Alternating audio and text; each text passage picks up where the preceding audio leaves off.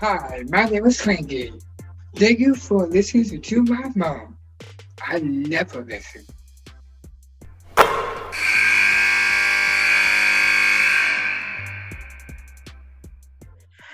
I am so pleased to be joined by the head coach at Northern Iowa, Tanya Warren, in her 14th season. Tanya, we've been friends. We go back a long ways, back to your Creighton days. How's it going? It's going well. It's going well. 15th season, though. Yes. Your team right now sits at 16-8. You're 9-4 in the league. You sit in fourth place. Yeah. You split with Missouri State. You split with Southern Illinois. Those are two teams ahead of you. You've got Illinois State that you already beat earlier in the season. The rest of your games that you have below you are teams that are below you in the standings. And then you've got a chance to play Illinois State again on February 27th. Tell me what has been the best part about coaching this group of players at this point in the season in February when everyone's in the grind. Well, we play hard. We play the game the right way, and we're very disciplined. And scouting report, for the most part, we're locked in. We're coming off of a really tough stretch where we played 2, 4, 6, 8, 11, 13. And a little bit of that, fatigue set in, but you can't make excuses this late in the season. But I've been very pleased with how hard we've played and how locked in we've been. We just hit a tough stretch this past weekend at Missouri State and Southern Illinois, who are both playing extremely well. But this league's a grind. It's tough. Every team's well coached. Every team's prepared, and we're just excited to still be in the hunt this late in the season.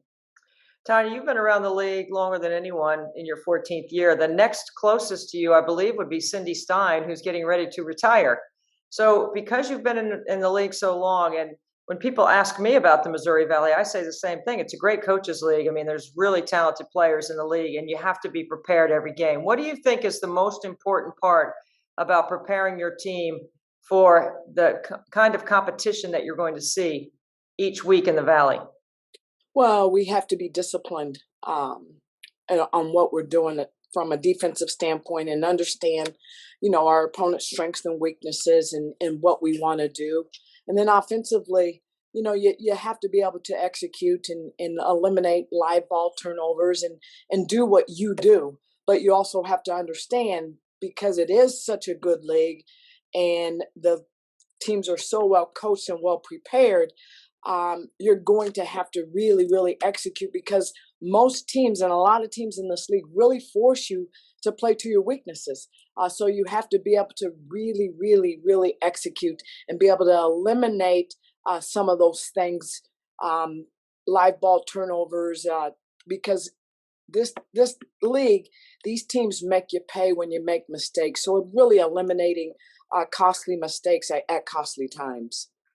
One of the things that I have admired about your program as you continue to build into the next generation and the next decade, right, is you always played great defense. We know how tough your team is going to be to score on because of the way you scheme and how well you do in getting back and setting your defense and getting organized quickly. But offensively, I seem to think that you're trending in a different direction. Like you're playing with more pace. You guys moving the ball a little bit better. You're getting up and down the floor. Instead of just playing like a controlled setting, you seem to have sort of let your team play a little bit more. Is that fair?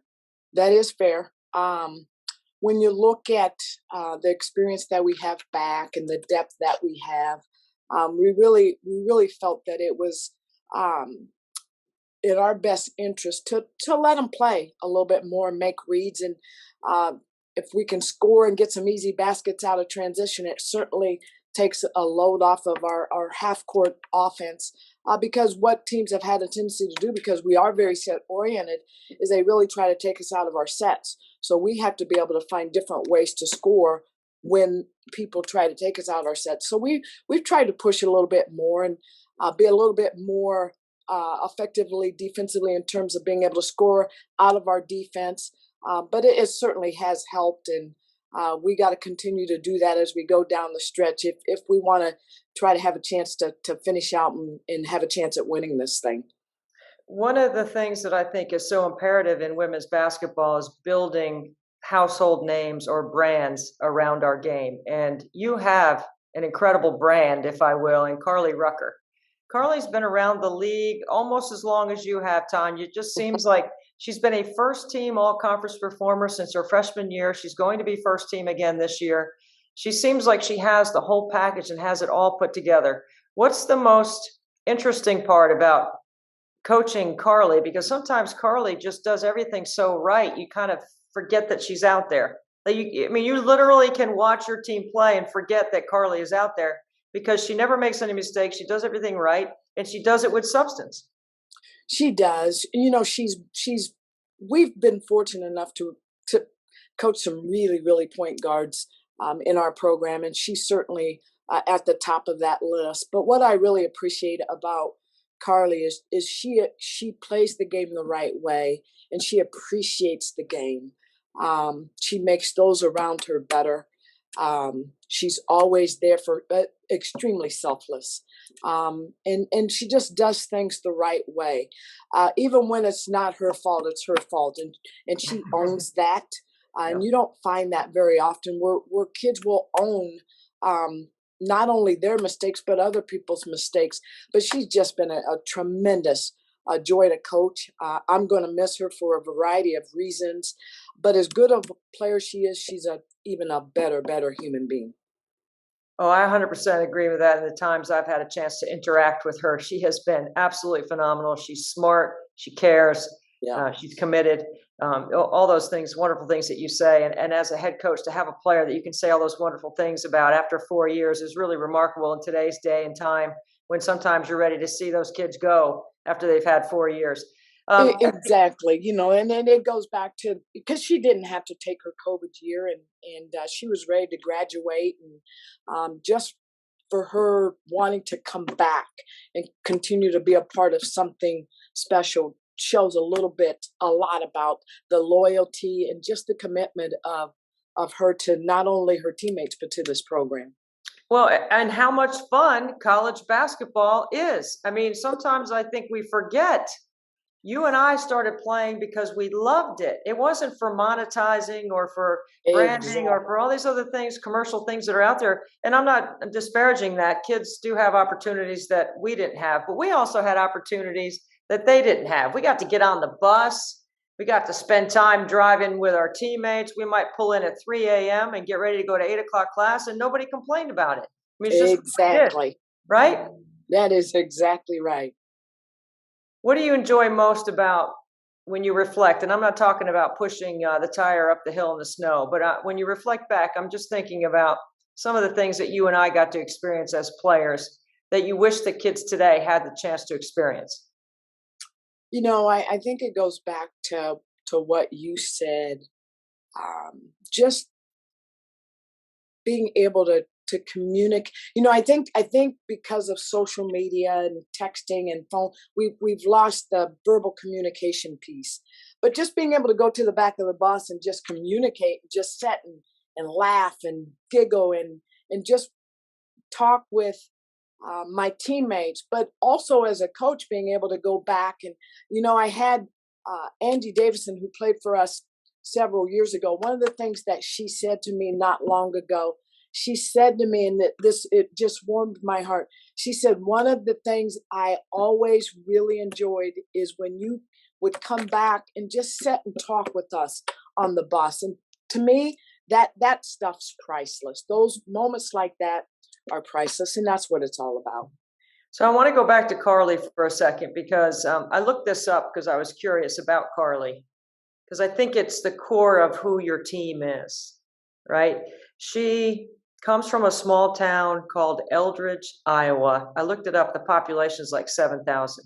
It's in the Quad Cities area. So you're going to be going to the tournament. And I know there's a lot of young women on rosters all across the valley that are from that area, the Davenport area, the Moline, Illinois area. I mean, it's a geographical lesson actually to look up Quad Cities and understand where it is and how populated it is. But that little town of Eldridge, when you went to recruit her in that little town, was there something there that you saw or that surprised you, that when you talk about Karli today, you're like, yep, 6 years ago when I was in that gym watching her play, I knew it.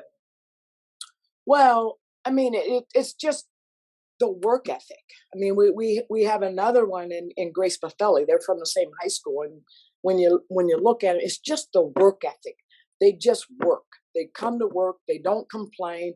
They do what they're asked. They're extremely coachable. And you know, Karli was a great soccer player. She had an opportunity to play Division I soccer. She's well conditioned. Like I said, coachable. Just an terrific work ethic. And I always like to set where I can see how they interact when they come off the floor with their coaches and with their team. And she was always engaging her teammates, looking her coaches in the eyes. You knew when she spoke, everybody listened. And that's who I wanted to run the show for me for the next 4 to 5 years.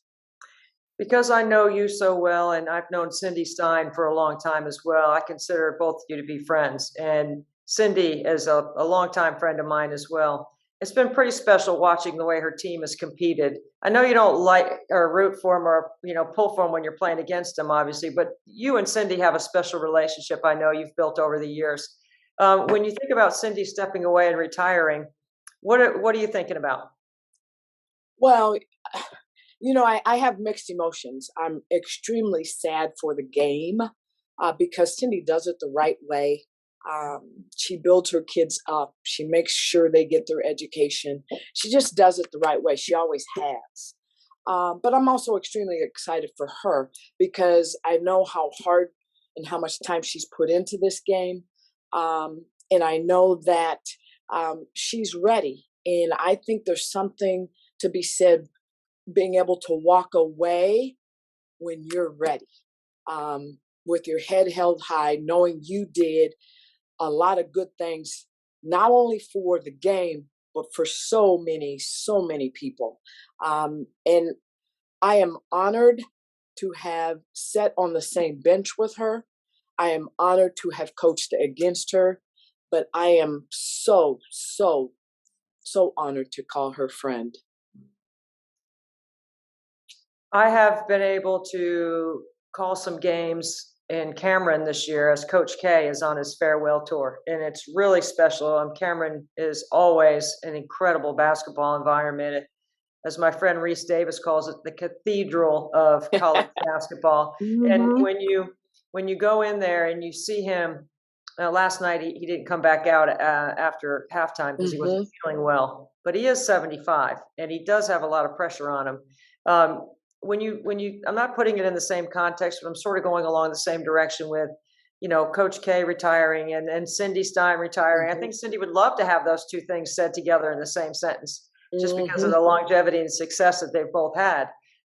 When you think about what this game has provided for someone like you or for me or for Cindy, what do you think are the most important lessons that you share with your team? Well, just to appreciate and respect the game and play it the right way, and understand that all of the privileges that they have now haven't always been there.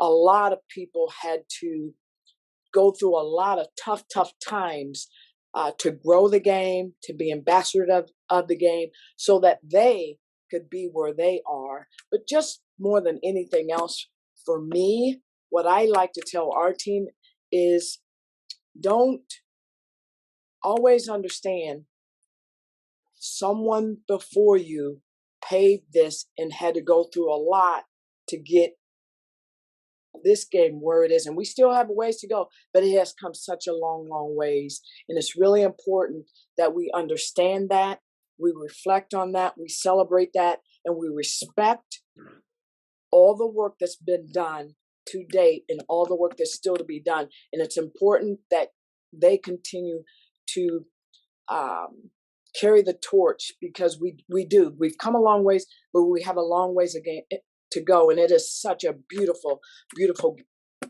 game, and respect all that comes with it. Tanya, you make me want to go outside and pick up my ball and start making some shots right now. you talk about work ethic and discipline and execution and all the things that fundamental to your success. And you have carried that forward. I mean, you were a player at Creighton that still has a career assist record, and you've got your jersey in the rafters. Okay, that is pretty dang cool, right?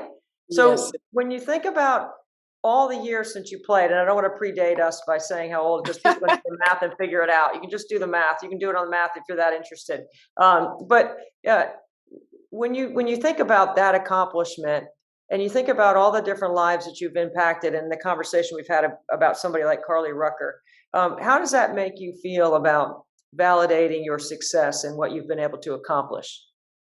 Well, let me say this. I'm just a small piece in a ginormous puzzle. I have been extremely blessed as a player, and as a coach to be surrounded by amazing people. I had amazing teammates. I had an amazing coach that I would go back and play for today. That is still a very important part of my life. And Bruce Rasmussen, who just was a longtime AD at Creighton and just retired, to Tony DeCecco, who gave me an opportunity here, to all my assistants and all my former and current players. I would not be where I am today had so many people not invested in me many years ago, starting with my own parents who gave everything. And this is why this journey has been so special to me. They have been such an important part of this journey, and I'm still thankful that I still have them both. But there's so many people that have allowed me the opportunity to be where I am, and I will never ever lose sight of that. You're only as good as the people you surround yourself with, and I have been blessed to be surrounded by amazing people. You mentioned two wonderful people in our game, in Bruce and in Tony. I mean, all the years that I was in the Valley covering the Valley basketball with Tony as the head coach, and you were working with him.